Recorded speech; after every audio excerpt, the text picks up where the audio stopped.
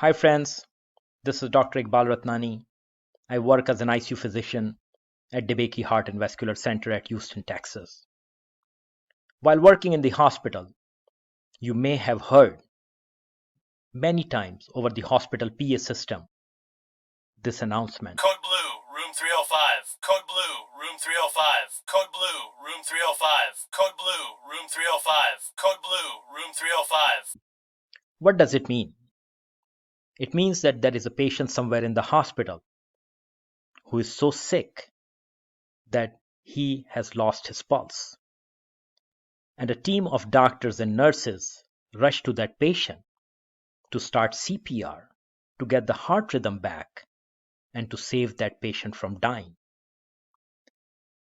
This kind of situation occurs many times in ICU when patient is on ventilator, and despite best doctors in the ICU, best nurses in the ICU, the most experienced respiratory therapist and most sophisticated ventilators in ICU, you can't ventilate the patient. Trying all the tricks on the ventilators is not helping, and oxygen saturation is not improving on inpatient. Patient oxygen level continue to goes down. And if that occurs, and this occurs because the lung is so sick, lung is so diseased, maybe due to pneumonia, or maybe due to a situation or a condition, we call it acute respiratory distress syndrome, which may occur due to any systemic illness in the body, that lungs cannot clean the carbon dioxide and cannot bring oxygen so patient can ventilate. No conventional ventilator helps. If such an extreme situation occurs where conventional ventilators can't help the diseased lung, then you have two options. You have two options. One is to prone the patient, and the other is called ECMO, extracorporeal membrane oxygenator. What is prone and what is ECMO? In severe ARDS, that's what we will talk in this presentation. So, what is prone? As the name says, it's very simple. What you do, you put patient upside down. And why you do that? Because even if the lung is extremely diseased, lungs are not working, even in such situation, there is an advantage that back of the lungs are still healthy. You take advantage of this healthy lungs, you put patients upside down, so the oxygen coming from the ventilator can reach the back of the lung, and you can oxygenate patients, and you can oxygenate patient circulation and so the tissues. But as you see in this picture, there are some red dots on the prone patient. What does it mean? It means that proning patient is not easy. It comes at its own cost. There are a lot of tubes and cannulas coming out of sick patients. Endotracheal tube, Foley catheter, central lines, chest tubes. And when you put patient upside down, you have to make sure that the integrity of all these tubes and cannulas and feeding tube are intact, so patient don't get any kind of harm. And that's not easy because you have to prone patient at least 16 hours a day. And when you prone patient for 16 hours a day, both shifts of nurses have to work on it. It requires a team effort of all the nurses in ICU to prone the patient. Though commercial beds are available, but still it is a laborious task for nurses, and it may take toll on other sick patients in the ICU when nurses are occupied proning a patient. There's another option which you can take, and that's called extracorporeal membrane oxygenation. What it means, you put a cannula in a patient. As you see in this picture, patient has a cannula which has two colors in it, One is a blue color, one is a red color, and blue color represent the deoxygenated blood and the red color represents oxygenated blood. And how ECMO works? One cannula take the deoxygenated blood out of the body, send to the artificial lung sitting outside the body, which we call ECMO machine, clean the carbon dioxide, sweep the carbon dioxide, put the oxygen in it, and send back that good blood into the patient's body. This is a kind of a continuous lung dialysis. That's how ECMO works. And how does it look in real world? See this lady who's walking around with physical therapist, respiratory therapist, and nurse, has a monitor in front which is monitoring patient saturation, heart rate, and blood pressure every second. And there is a cannula which is coming out from the right side of the neck of this patient, which is going into the back machine, which is called ECMO.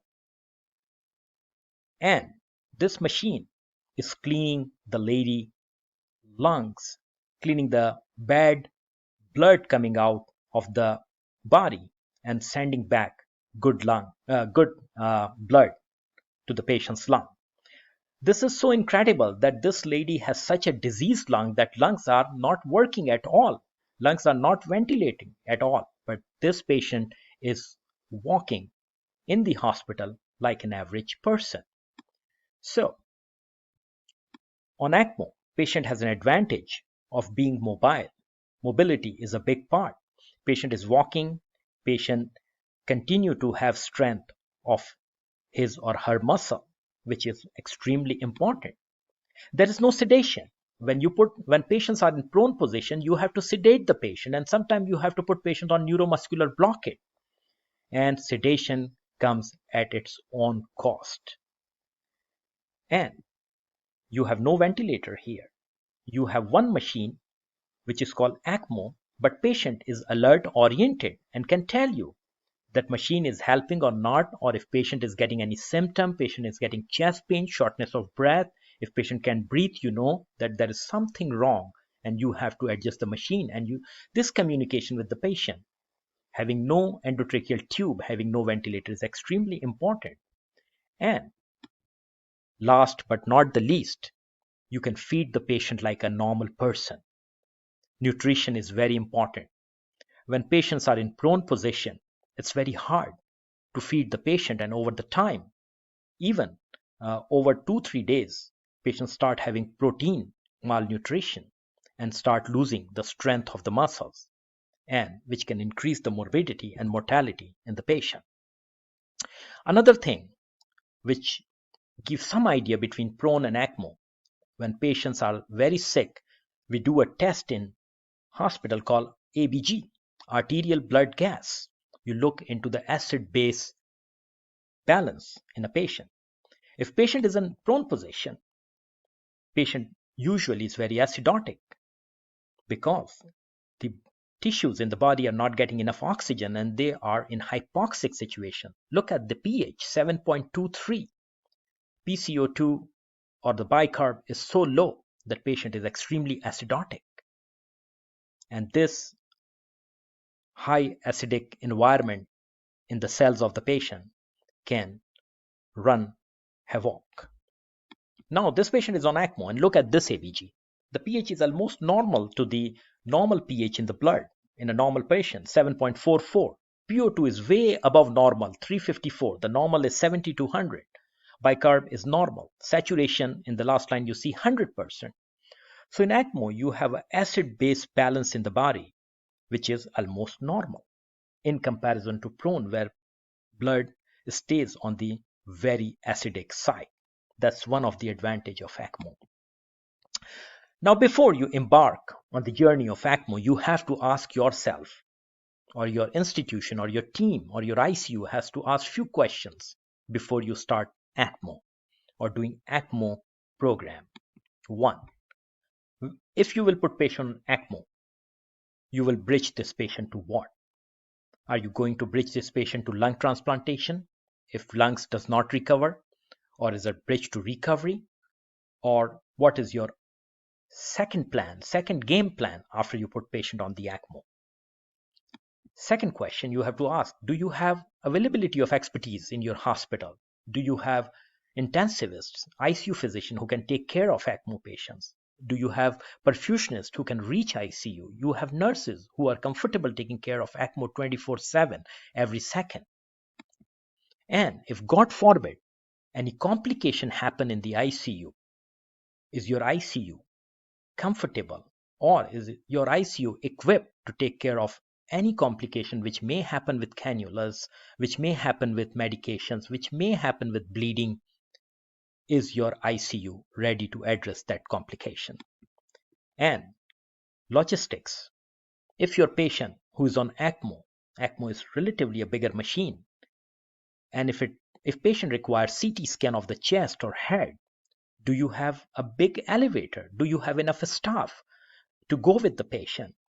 Do you have a team which can stay there outside the ICU for transportation if God forbid such kind of situation arise? These are the few questions you have to ask yourself before you start ECMO program in your hospital.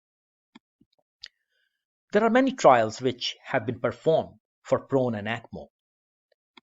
For prone, this is a very important trial called PROSEVA trial, which was published in New England in 2014.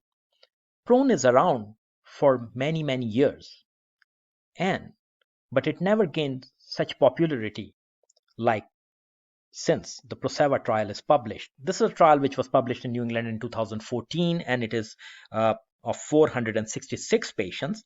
And this trial shows that the mortality at 28 days and mortality at 90 days and vent-free days at 28 days and vent-free days at 90 days are much, much better if you leave patient without any treatment. And that put prone back into action as a main treatment, as one of the main treatment in severe ARDS, the prone positioning. Other trials which are very important to know. One is CAESAR trial, which was done for the ECMO patient.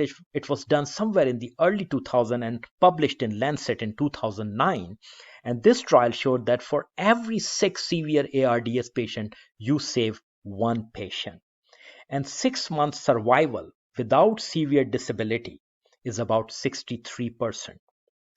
In the same year, in 2009, another trial published, which is called ANZ ECMO trial, which was done during the H1N1 influenza epidemic, which was very severe in Australia and New Zealand. And they published their results on these patients on ECMO, and they found that 78% of patients can be weaned from ECMO and 71% of patients have ICU discharge survival. There are other few small trials like Brogan and colleagues published their trial in intensive care medicine. It was a small trial and it showed 50% survival. Another trial, which was actually a score called Preserve Mortality Risk Score, and it was published in intensive care medicine in 2013. And it also showed that survival rate on ECMO patient to ICU discharge is about 64%, and survival at 6 months is about 60%. And trials continue to get published, and there is a trial which was published in New England last year in 2018 called Yola Trial. Yola Trial compared the patients in prone position and ECMO position, and it shows that the advantage of prone is almost equivalent, having some favorable outcome in the ECMO patient. And then we have to talk about something very important, which is called ELSO registry, Extra Life Support Organization registry, and they were developing a score called RESP score for the ECMO survival, and they look into the data of more than 2,300 patients, which was published in 2014, and they found that 57% patients were alive at hospital discharge, which is very good in patients who have severe ARDS and require either prone or ECMO. And this survival was especially only for the ECMO patient, showing 57% hospital discharge alive. So How you achieve this good results in ECMO patients or even in prone patient? The key word is teamwork. You need to have a team. At our institution, at DeBakey Heart and Vascular Center, we develop the team and we look into the data of 4 years from 2012 to 2015, and we compared the two main modalities of ECMO, which is called veno-venous ECMO for the severe ARDS, and we also looked into the VA ECMO, which is we use for the cardiac patients who go into cardiac collapse. And we found that with team building, if you have a team, your mortality continue to show the downward trend. So the teamwork is extremely important.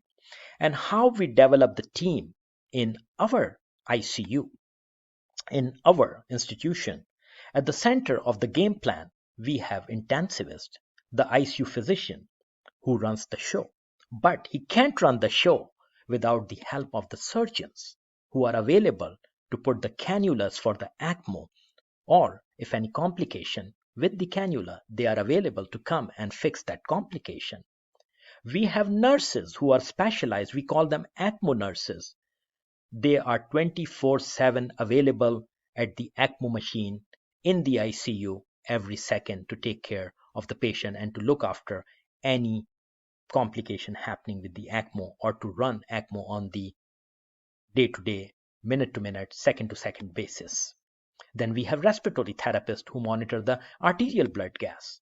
And we have perfusionists. God forbid, if any complication happen with the oxygenator in the ECMO machine, we have perfusionists available of one phone call away. We have consultants of various subspecialty like cardiology, hematology. We have nutritionists available. We have endocrinologists available to look into run the blood sugar. And sometimes we have ENT available if we need a patient who cannot be weaned from ventilator and need a tracheostomy. So we have all the consultants available to us to take care of the sick people. And as we have shown previously in the video, that patient is walking around, and that's one of the purpose of putting patient on ECMO, to make them feel like normal people. We have a team of physical therapists. They walk these ECMO patients every day. We have a very dedicated team of physical therapists, and the most important out of this team, I believe, are pharmacists, because all these patients are on anticoagulation. And if they are on CRRT, continuous renal replacement therapy, or dialysis, so with nephrologists, our consultants, this pharmacist manage the heparin drip or the angiomax drip, and they have to adjust the dose of medications in this ECMO patient. So we have a huge team, which is a teamwork, and we got the results which are better than national results only because of the teamwork. So summary: prone is cheap but pose many challenges. ECMO is expensive, needs expertise, but it may bridge your patient to a permanent treatment like lung transplantation. And the most important, ECMO requires an institutional teamwork. Extremely important. Any question? This is a disclaimer that all the audiovisual we have used in this presentation has been checked for copyright. Either they were free or we have legally paid for it. And these are the references we have used for this presentation. Thank you very much.